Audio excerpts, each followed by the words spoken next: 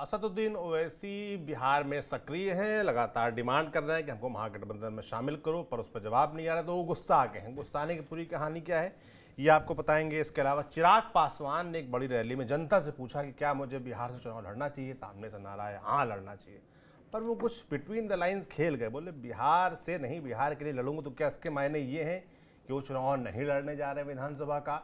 इसके बारे में आपको बताएंगे विस्तार से। नमस्कार, मेरा नाम सौरभ त्रिपाठी और आप देख रहे हैं हमारा खास शो राग बिहारी। मेरे साथ मौजूद है हमारे वरिष्ठ साथी पंकज जी। पंकज जी, बहुत स्वागत है आपका। धन्यवाद, थैंक यू।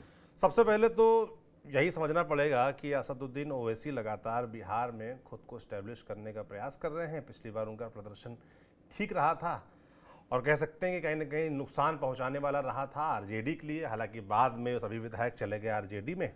आज की तारीख में वो प्रयास कर रहे हैं जो उनकी थोड़ी सी बदली हुई छवि है भारत पाकिस्तान युद्ध के बाद से, उसको भुनाएं बिहार में फिर से और महागठबंधन में शामिल हो जाए। और महागठबंधन वाले कुछ जवाब दे नहीं रहे, एक तरीके से लगातार इग्नोर कर रहे हैं।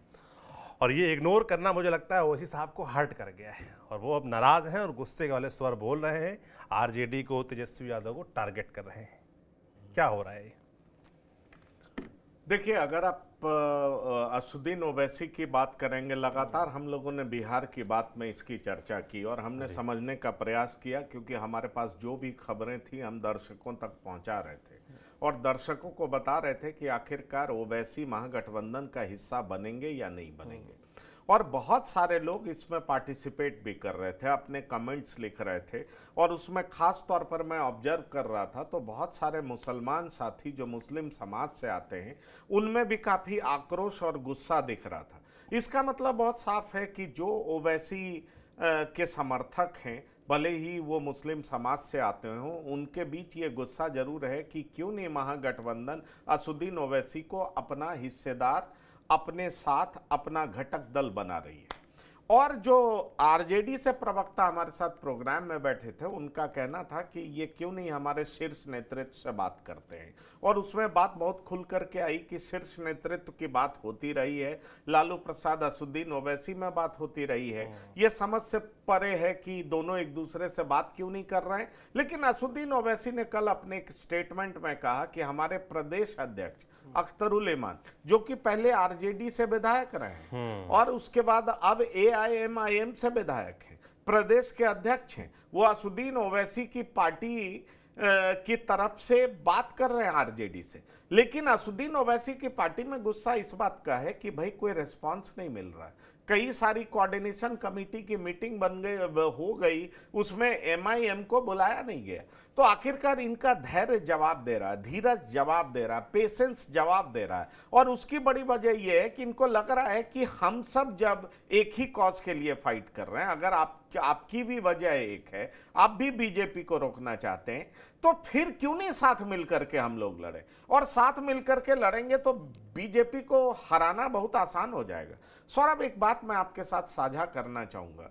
दरअसल आप 2020 का चुनाव देखें तो भले ही 5 सीट पर असदुद्दीन ओवैसी की पार्टी जीती, लेकिन 22 ऐसा सीट है जहां पर असदुद्दीन ओवैसी की पार्टी ने सीधे तौर पर आरजेडी को हरा दिया।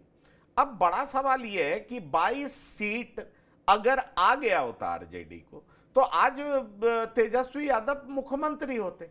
पर आरजेडी के पर्सपेक्टिव से आप सोचिए तो उनको ये लग रहा है वर्तमान समय में कि वक्फ संशोधन बिल के बाद मुसलमान बल्क में एकजुट होकर के हमें समर्थन देंगे, क्योंकि उनको बीजेपी को हराना है। और बीजेपी को हराना है तो आरजेडी और कांग्रेस का गठबंधन है और सीपीआई का गठबंधन होगा। और इसलिए मुसलमान के पास और कोई विकल्प नहीं है, वो हमारे पास ही आएंगे, वोट हमें ही मिलेगा। दरअसल आरजेडी ये सोच रही है कि अगर असदुद्दीन ओवैसी को हमने अपना घटक दल बना लिया, एक लॉन्चिंग पैड दे दिया, तो असदुद्दीन ओवैसी और ज्यादा सीटें ले आएंगे और फिर हमें सत्ता में भागीदारी देनी होगी उनको। और फिर एक मैसेज चला जाएगा कि मुसलमान के वोट के ठेकेदार कौन है, तो असदुद्दीन ओवैसी हैं, उनकी पार्टी है। और इस तरीके से लंबे समय के लिए हमें उनके साथ सत्ता में भागीदारी करनी पड़ेगी, उनको अपने साथ शामिल करना पड़ेगा। अगर नहीं करेंगे तो एक क्लियर कट मैसेज आने लगेगा कि मुसलमान के वोट का जो संरक्षक है वो हमारे साथ नहीं है। तो दरअसल ये एक टेक्टिकल प्लॉय है, आप कह सकते हैं ये एक टेक्टिकल डिसीजन है जो राजनीतिक तौर पर देख करके लालू प्रसाद बड़ी चालाकी से ले रहे हैं। नहीं तो आप समझिए हम और आप स्टूडियो में बैठ करके बात कर रहे हैं, कई घंटों हमने प्रोग्राम कर दिया, कई सारे लोग आए हुए थे, उसमें कई सारे सीनियर जर्नलिस्ट थे, कई दोनों तरफ के प्रवक्ता थे, हम हमारे प्रोग्राम देखने वाले लोग की तादाद बहुत अच्छी है, और इस सब के बावजूद अभी तक आरजेडी से रेस्पॉन्स क्यों नहीं आ रहा है? और जो प्रवक्ता बैठते हैं वो ये कह करके भाग खड़े होते हैं कि अरे अगर इनको बात करना है तो हमारे शीर्ष नेतृत्व से बात करिए। वो कहते हैं कि हमने सबसे बात कर ली, हमने मनोज झा से बात कर ली, हमने अब्दुल बारी सिद्दीकी से बात कर ली, हमने किससे नहीं बात की।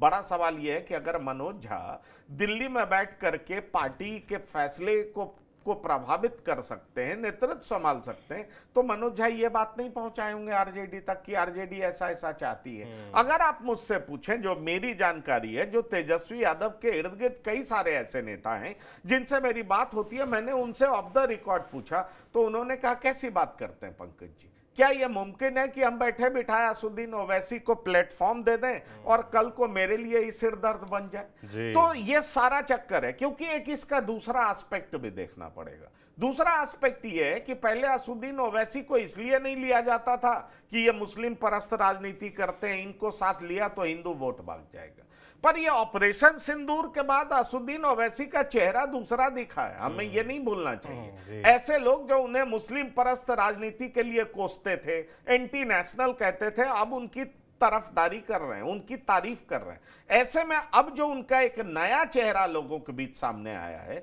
तो अब उनकी पार्टी से कई सारे हिंदू टिकट लेने जा रहे हैं। और मेरी उनके नेता से बात हो रही थी, वो कह रहे थे अरे भाई हिंदुओं की संख्या, अपर कास्ट के लोगों की संख्या इतनी ज्यादा है कि मैं हैरान हूं कि हमारे बैरिस्टर साहेब, वो साहेब बोलते हैं, बैरिस्टर साहेब की लोकप्रियता कहां जा रही है? तो देखिए ये राजनीति का उठापटक हमें देखने को मिलेगा। पर एक बात साफ समझ में आ रहा है कि एक तरफ आरजेडी डिफेंसिव पॉलिटिक्स कर रही है असदुद्दीन ओवैसी को लेकर के, तो असदुद्दीन ओवैसी मुस्लिम वोट बैंक को कंसोलिडेट करने के लिए अपने पक्ष में एग्रेसिव पॉलिटिक्स कर रहे हैं। उनको दोनों हाथ में लड्डू दिखाई पड़ रहा है। अगर एक तरफ आरजेडी उनको नहीं लेती है तो ये जोर जोर से जाएंगे, रोएंगे, चिल्लाएंगे, कहेंगे देखिए हमने आपके हक के लिए बात की, हमने आपके हुकूक के लिए बात की, हमने आपके साझेदारी के लिए बात की, हमने सत्ता में भागीदारी की बात की, और ये जो तथाकथित रहनुमा जो रोज क्लेम करते हैं उन्होंने मुझे हिस्सा नहीं दिया।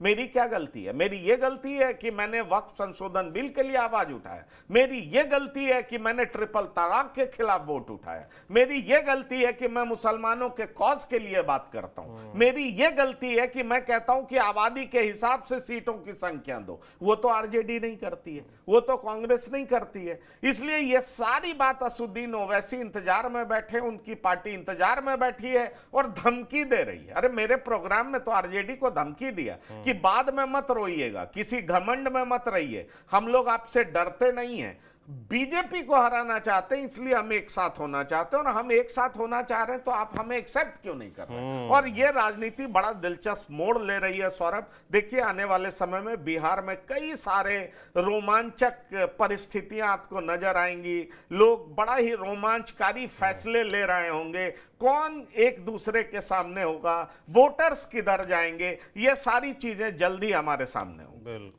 रोमांचक तो हो रही चीज़ें बिहार में चुनाव से पहले, इसमें तो कोई दो राय नहीं है। चिराग पासवान को ले लीजिए, इतना कन्फ्यूज़न पैदा कर रखा है उन्होंने कि वो चुनाव लड़ने वाले हैं विधानसभा का कि नहीं लड़ने वाले हैं। अभी हाल में देखिए जनता के सामने उन्होंने पूछा कि भाई लड़ना चाहिए कि नहीं लड़ना चाहिए, जनता की तरफ से जवाब आया बिल्कुल लड़ना चाहिए, पर वो बोले कि नहीं मैं बिहार से नहीं बिहार के लिए चुनाव लड़ूंगा। तो अब इसके क्या मायने निकाले जाए पंकज जी, समझना बड़ा मुश्किल है। देखिए सौरभ, एक बात मैं आपको बताना चाहूँगा, आज सुबह ही मैं कुछ नेताओं से बात कर रहा था, और आप जब नेताओं से बात करिएगा तो उनको लोगों से मिलने जुलने का इतना अनुभव होता है कि आप बहुत कुछ जान पाइएगा, सीख पाइएगा, जो कहीं ना कहीं आपके अंतर मन में छिपा होगा, दबा होगा, और एक आप सही तरीके से उसको कह नहीं पा रहे होंगे। जब आप उनसे बात करेंगे तो आपके बड़े कॉन्सेप्ट बहुत सारे मामले में क्लियर हो जाएंगे। दरअसल उनकी सोच बड़ी साफ होती है, और जो फैसले लेते हैं वो बड़े साफ गोई से फैसले लेते हैं। मैं उनसे यही पूछ रहा था कि अरे ये बताइए, ये चिराग पासवान को लेकर के ये बात क्या हो रही है? तो उन्होंने मुझे बताया कि देखिए, पॉलिटिक्स भी तो एक एक्टिंग ही है ना। आप 3 घंटे की फिल्म देखते हैं और 3 घंटे की फिल्म में आप क्या देखते हैं? एक्टर अलग अलग रूप में नजर आता है और 3 घंटे में फिल्म खत्म हो जाता है। पॉलिटिक्स लंबे समय की एक्टिंग है और पब्लिक के बीच में एक्टिंग है। उन्होंने मुझे ऐसे बताया, और जो जितना बढ़िया एक्ट कर लेता है वो उतना ही ज्यादा सफल होता है। तो हमने कहा ये क्या मतलब है? ये बोल रहे हैं मतलब क्या लड़ेंगे नहीं लड़ेंगे? अरे उन्होंने कहा इसकी बात छोड़िए, लड़ेंगे नहीं लड़ेंगे अगर आप हमसे पूछिएगा तो नहीं लड़ेंगे। क्यों लड़ेंगे? पर उनको माहौल तो बनाना है ना, उनको दिखाना तो है ना कि मैं भी दावेदार हूं। उनको ये टेम्पो सेट रखना है या नहीं रखना है? दूसरी तरफ उनको दबाव बनाए रखना है या नहीं रखना है? क्योंकि नहीं मेरी बात मानोगे तो मैं उतर जाऊंगा, मैं तुम्हारे विरोध भी जाऊंगा, और उनकी चर्चा होगी या नहीं होगी। और दरअसल आपको बताएं, कुछ दिन पहले मैंने 1 घंटे का प्रोग्राम भी किया था, अपने दर्शकों से साझा किया था, मैंने उनसे बात की थी। मैंने बताया था कि किस तरीके से जेडीयू मान करके चल रही है कि चिराग पासवान चुनाव नहीं लड़ेंगे। चिराग पासवान माहौल बना रहे हैं, दबाव बना रहे हैं। हर घटक दल ऐसा करता है क्योंकि उसको ज्यादा सीटें लेनी होती है, लेकिन वो चुनाव लड़ने नहीं आ रहे। मुझे जेडीयू के एक बड़े नेता ने बताया जिनकी सहभागिता होगी टिकट बंटवारे में, मैं उनके करीबियों की बात नहीं कर रहा हूं। तो बड़ा सवाल ये उठता है कि जब जेडीयू के टॉप लीडर्स में ये मैसेज बड़ा साफ है कि चिराग लड़ेंगे नहीं, दबाव बना रहे हैं। और दबाव इसलिए बना रहे हैं क्योंकि ज्यादा सीटें लेना है, मनचाही सीटें लेना है। चिराग तेजस्वी से भिड़ेंगे नहीं, उसका अंजाम, माफ करिएगा, नीतीश कुमार से भिड़ेंगे नहीं क्योंकि उसका अंजाम 2020 में भुगत चुके हैं। इसलिए चिराग जो कुछ भी कर रहे हैं अपने नाम को आगे रखने के लिए कर रहे हैं, सीटों की संख्या ज्यादा पाने के लिए कर रहे हैं, लगातार मीडिया में चर्चा में बने रहे उसके लिए कर रहे हैं, और अपने बड़े घटक दलों को कंफ्यूज भी रख रहे हैं, डरा करके भी रख रहे हैं, ताकि लोग उनकी तरफ नजर लगा करके देखते रहें और उनकी बात मानने को तैयार रहें। आप देखिए, लोकसभा चुनाव से पहले चिराग पासवान ने बीजेपी को समझा लिया था ना कि जो भी ताकत है मेरे पास है, पशुपति पारस के पास है नहीं। पशुपति पारस कहीं के रहे नहीं, अलग थलग पड़ गए, और चिराग 5 सीट लेकर के आ गए। तो चिराग की जीत तो हुई, तो और चिराग का रिकॉर्ड भी बड़ा सही है, 100% रिकॉर्ड है। अब फिर वो विधानसभा में चुनाव लड़ने की बात अलग अलग तरीके से करते हैं। आप सोचिए, मैं 243 सीटों पर चुनाव लड़ूंगा, उससे मतलब निकाला गया कि ये अलग लड़ेंगे। फिर उन्होंने दूसरा ट्विस्ट दे दिया, फिर उन्होंने कहा मेरे लिए Bihar first, Bihari first vision है और मैं चाहता हूं कि बिहार में मजबूत होऊं। अब फिर कह रहे हैं कि मैं बिहार से नहीं, बिहार के लिए लड़ूंगा।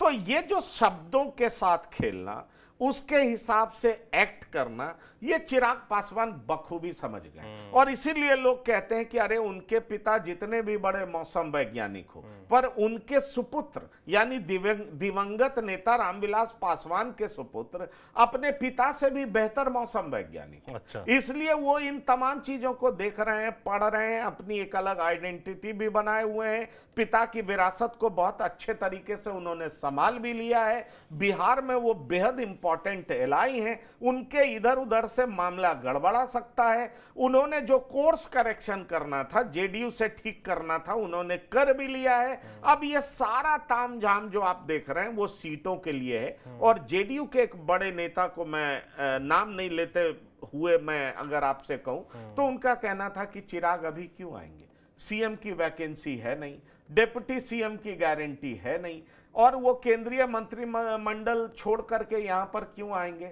माहौल बना रहे हैं, दबाव बना रहे हैं। हर घटक दल ऐसा करता है और करना भी चाहिए, क्योंकि उसको अपने समर्थकों को साधना है, अपने पार्टी के लिए ज्यादा सीटें लेनी है, और इसलिए चिराग ऐसा कर रहे हैं। इसलिए मुझे नहीं लगता कि चिराग जो भी ट्विस्ट करें, एक्ट करें, मतलब बड़ा सीधा है कि उनके पार्टी के हित में क्या है और उसको वो करने का सोच रहे हैं। उनके लिए जो समर्थक हैं, जो उनकी पार्टी के समर्थक हैं, उनके लिए वो कितने लड़ते और भिड़ते दिख रहे हैं, ये बड़ा इंपॉर्टेंट है।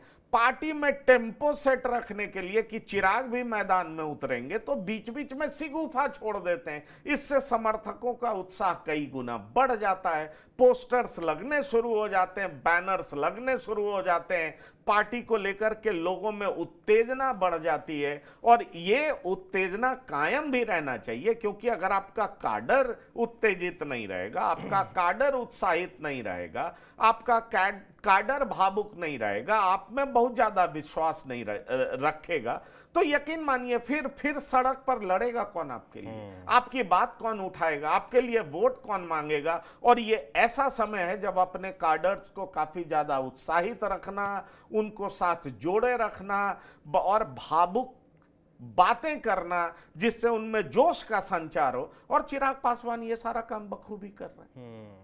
बिल्कुल कर तो रहे हैं, मगर वही जो बात है कि बहुत सारे बातें जो बोल रहे हैं वो बड़ा बिटवीन द लाइंस वाला मामला है, और धीमे धीमे तस्वीर साफ होगी कि आखिर चिराग पासवान चाहते क्या हैं। मगर बहुत कुछ साफ भी है कि वो चाहते क्या हैं। अपनी मौजूदगी मजबूती से लगातार दर्ज करवा रहे हैं बिहार में, बिहार और बिहारी फर्स्ट की बात कर रहे हैं। तो जनता उनके लिए क्या तय करेगी, और खासतौर पर गठबंधन उनके लिए क्या तय करेगा, कितनी सीटें तय करेगा, ये भी देखने वाला होगा। आपके चिराग पासवान की जो पॉलिटिक्स चल रही है इसके बारे में क्या सोचना है, ये हमें कमेंट बॉक्स में लिखकर ज़रूर बताएं। बाकी राग बिहारी में आज इतना ही। देखते रहिए TV9 डिजिटल। शुक्रिया।